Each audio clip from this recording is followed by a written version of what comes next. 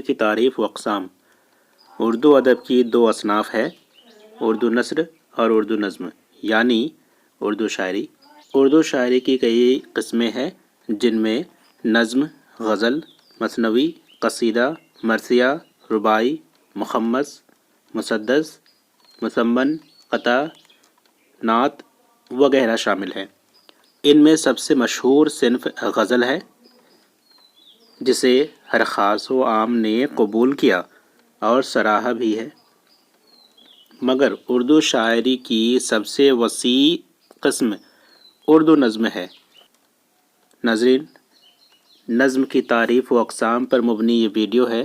اس سے قبل قصیدہ کی تعریف، اجزاء ترکیبی، اس کا آغاز و ارتقاء، سودا کی قصیدہ نگاری، مرثیہ کی تعریف، مرثیہ کی اجزاء ترکیبی، مرثیہ کا آغاز و ارتقاء،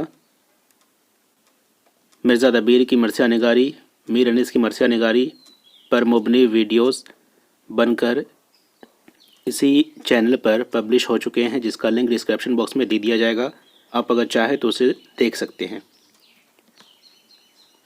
اردو ادب کی دو اصناف ہے۔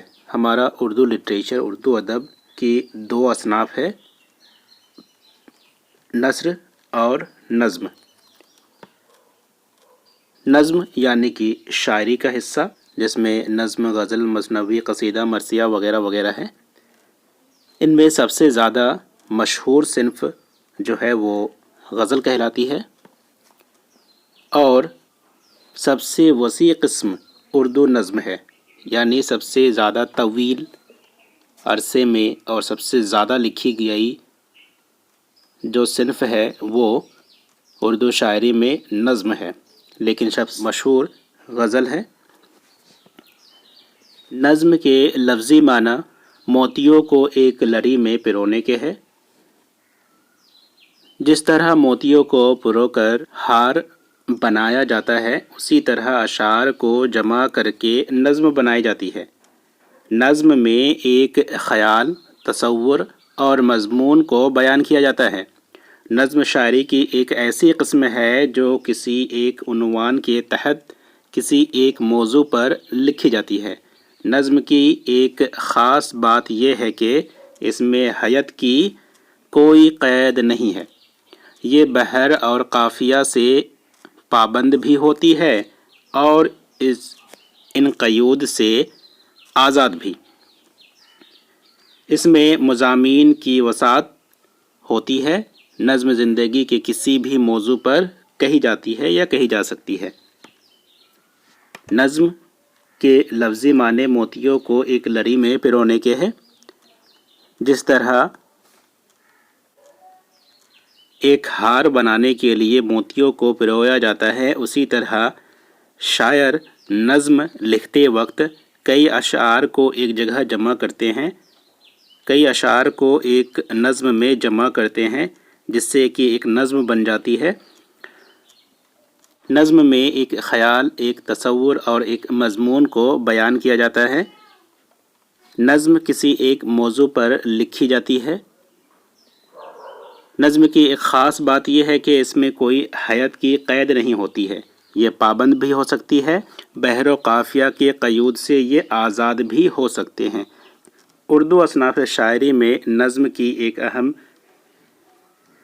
ایک اہم صنف ہے۔ اردو زبان کی ابتدائی دور میں حضرت امیر خسرو نے اس صنف میں واقع اضافہ کیا۔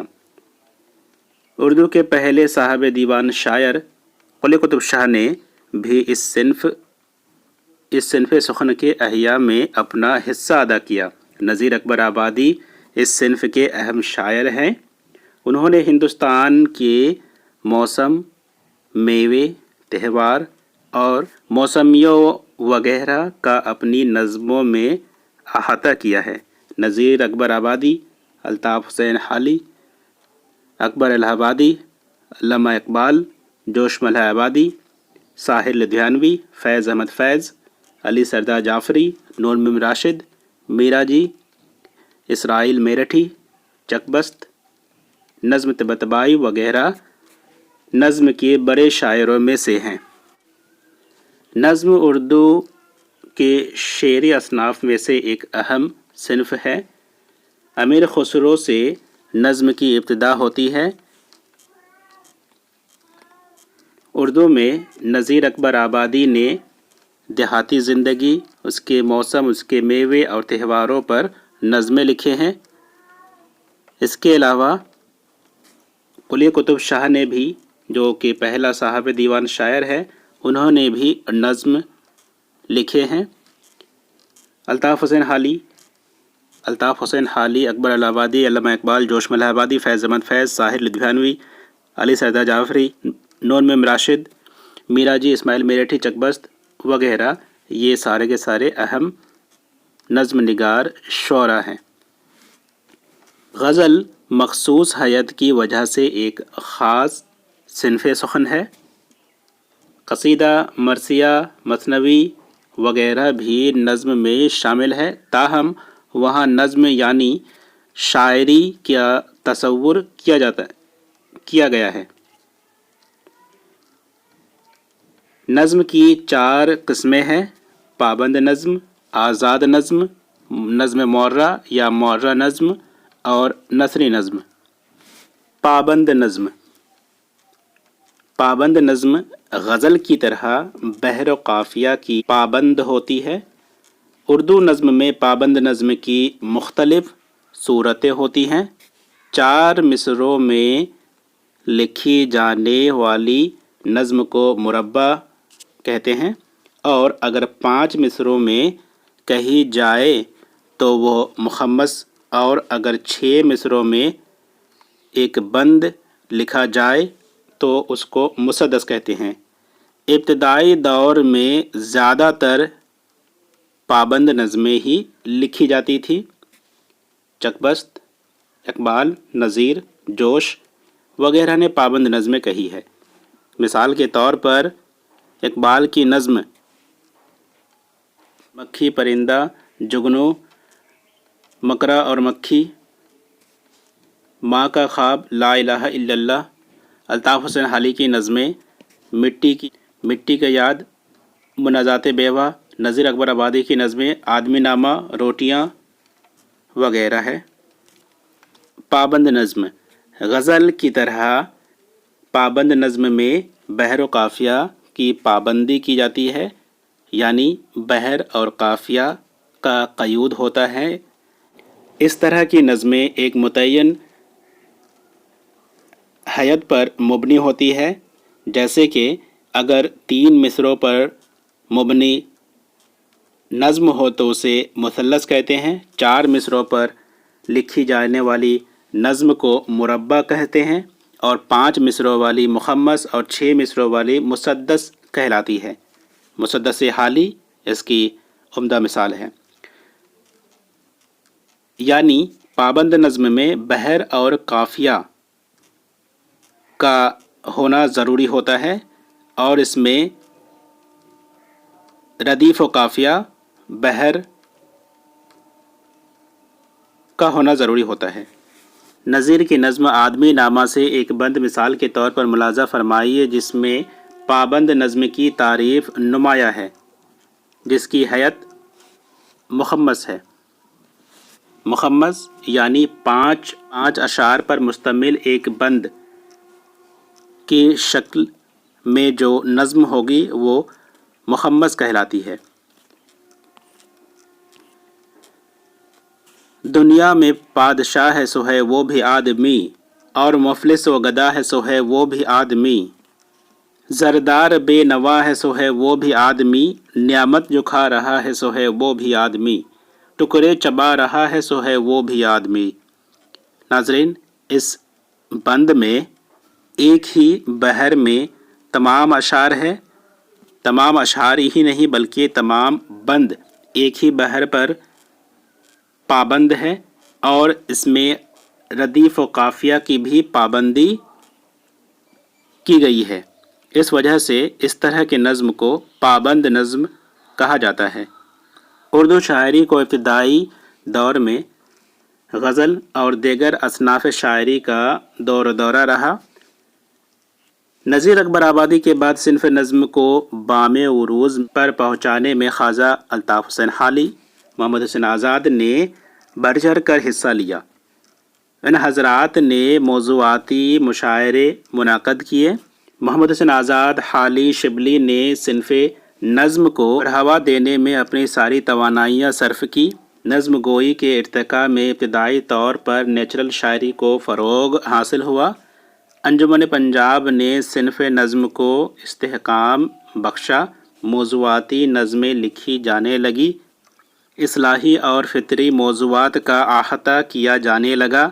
اسماعیل میرٹھی نے بچوں کے لیے نظمیں لکھیں۔ نذیر اکبر آبادی سے علامہ اقبال کے دور تک نظم نگاری کا طرز پابند نظم ہی تھا۔ علامہ اقبال نے نظم کو ایک ایسا اندرونی آہنگ دیا کہ ہم آسانی سے نظم کو اس کی حیت کی وجہ سے شناخت کر سکتے ہیں۔ تمثیلی الفاظ، موضوعاتی ندرت، وطنی قوتی نظمیں اور اخلاقی نظمیں، بچوں کے لیے بھی نظمیں لکھی گئیں۔ اکبر الہ آبادی نے ظریفانہ نظمیں لکھ کر اس صنف کو استحکام بخشا۔ اکبر الہ آبادی بھی پابند نظم کے شاعر کی حیثیت سے مقبول ہوئے۔ کیفی اعظمی کی نظم عورت کا ایک بند ملاحظہ ہو جس میں پابند نظم کا انداز نمایاں ہے۔ زندگی جہد میں ہے صبر کی قابو میں نہیں، نبض ہستی کا لہو کانپتے آنسو میں نہیں، اڑنے ہلنے میں نکہتے خم گیسو میں نہیں، جنت ایک اور ہے جو مرد کے پہلو میں نہیں۔ آزاد نظم۔ پابند نظم میں شروع سے آخر تک بحر کی پابندی کی جاتی ہے۔ اس کے برخلاف آزاد نظم میں ارکان کو توڑ کر مصرعوں کو چھوٹا یا بڑا کیا جا سکتا ہے۔ اس طرح پابند نظم میں بحر کی پابندی کے حساب سے شاعر آزاد رہتا ہے، اور آزاد نظم میں مصرعوں کو چھوٹا بڑا کیا جا سکتا ہے۔ کسی بھی پابند نظم کو توڑ کے آزاد نظم میں تبدیل کیا جا سکتا ہے، اور آزاد نظم کو جوڑ کر پابند نظم کی شکل میں پیش کیا جا سکتا ہے۔ آزاد نظم میں قافیہ اور ردیف کی پابندی نہیں کی جاتی، البتہ بحر کی پابندی کی جاتی ہے، جس کی وجہ سے آہنگ برقرار رہتا ہے۔ آزاد نظم کا رواج اس لیے پڑا کہ شاعر پابندیوں سے آزاد رہے۔ ردیف اور قافیوں کی پابندی کے لیے مصرعوں کو کھینچ کر لانا پڑتا ہے۔ آزاد نظم میں بحر کی کوئی پابندی، کوئی قید نہیں ہوتی ہے۔ آزاد نظم میں کوئی مصرع چھوٹا ہے تو کوئی بڑا ہوتا ہے۔ ان مصرعوں میں نہ ہی قافیہ کی پابندی ہوتی ہے، نہ تمام مصرعے ایک ہی وزن میں ہوتے ہیں۔ صرف سارے مصرعوں میں ایک ہی بحر کے ارکان کم یا زیادہ استعمال کیے جاتے ہیں۔ مثلاً مخدوم کی نظم چاند تاروں کا بن کے مصرعے ملاحظہ ہو۔ آزاد نظم میں کوئی مصرع چھوٹا ہوتا ہے تو کوئی مصرع بڑا ہوتا ہے۔ مصرعوں میں قافیہ کی کوئی پابندی نہیں ہوتی ہے، اور نہ ہی اس کے تمام مصرعے ایک ہی وزن میں ہوتے ہیں، لیکن اس کے بحر کے ارکان کم اور زیادہ ہوتے ہیں، لیکن ایک ہی بحر کے ارکان ہوتے ہیں۔ مثال کے طور پر مخدوم محی الدین کی ایک نظم چاند تاروں کا بن سے یہ مصرعے دیکھیے۔ موم کی طرح جلتے رہیں ہم شہیدوں کے تن، رات بھر جھلملاتی رہی شمع صبح وطن، رات بھر جگمگاتا رہا چاند تاروں کا بن، تشنگی میں بھی سرشار تھے پیاسی آنکھوں کے خالی کٹورے لیے منتظر مرد و زن۔ 1930 عیسوی میں آزاد نظم لکھنے کی ابتدا ہوئی۔ سب سے پہلے فرانسیسی ادب میں اسے رواج ہوا، فرانسیسی سے انگریزی اور انگریزی ادب سے اردو میں اس کا ورد ہوا۔ اسماعیل میرٹھی نے اس دور میں پہلی آزاد نظم چڑیا کا بچہ لکھا ہے۔ نون م راشد آزاد نظموں کے لکھنے والوں کے قافلہ میں سب سے آگے ہیں۔ ان کے 2 شعری مجموعے ماورا اور جرات پرواز زیور طبع سے آراستہ ہو کر شائع ہو چکے ہیں۔ 1930 عیسوی میں آزاد نظم لکھنے کا ابتدا ہوا تھا۔ آزاد نظم لکھنے کی ابتدا ہوئی تھی فرانس سے، سب سے پہلے آزاد نظم فرانس میں لکھی گئی، وہاں سے انگریزی اور انگریزی سے ہوتے ہوئے یہ نظم ہماری اردو زبان میں آئی۔